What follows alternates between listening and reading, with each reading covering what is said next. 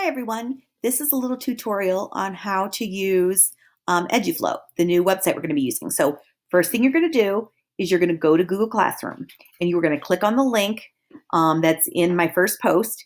It has the code and it's the direct link and it'll take you right here.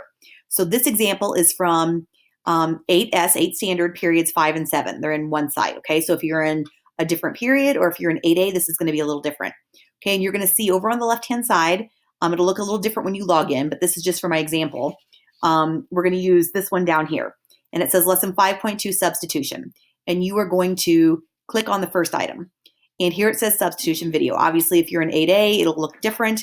But at the top, it gives instructions. Log into Edpuzzle and watch the assigned video entitled Substitution.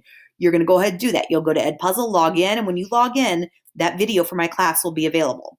Okay, and then you're going to go, when you're done, you're going to mark it as complete, because you completed the activity, okay? That's gonna unlock the next item, which here, you click on it, is a substitution practice problem.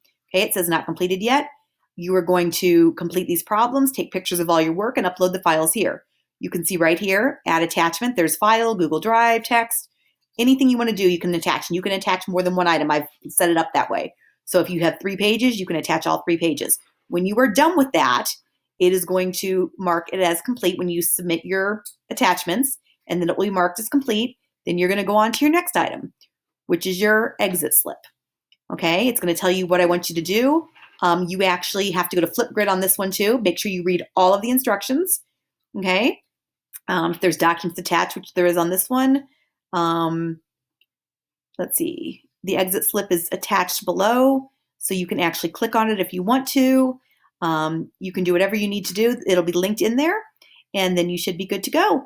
Please email me if you have any questions, but that's how we're going to keep everything up to date and how to keep you on track. And all of this for your first unit is due by the end of Friday, by 3:30.